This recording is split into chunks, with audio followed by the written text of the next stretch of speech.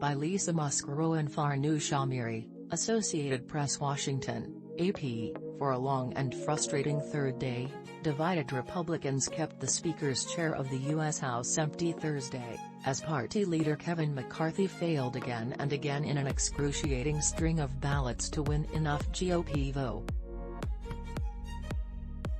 Long after darkness, glimmers of a deal with far-right holdouts were emerging.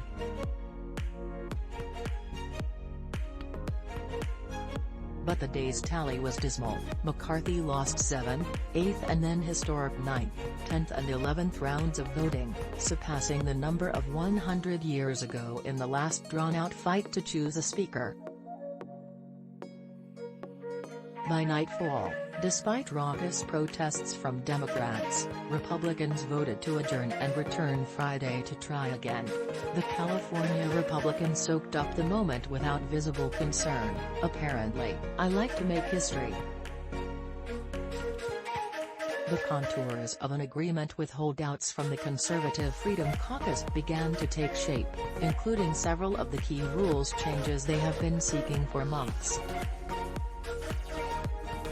Those changes would shrink the power of the Speaker's office and give rank-and-file lawmakers more influence in drafting legislation.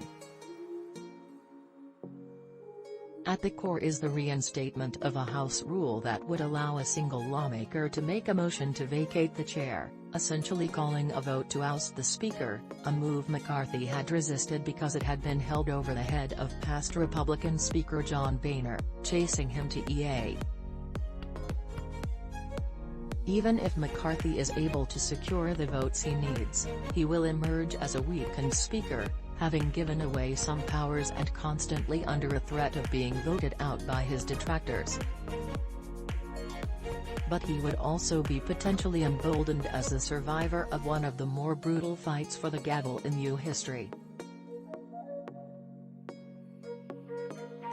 Other wins for the holdouts include provisions in the proposed deal to expand the number of seats available on the House Rules Committee, to mandate 72 hours for bills to be posted before votes and to promise to try for a constitutional amendment that would impose federal limits on the number of terror.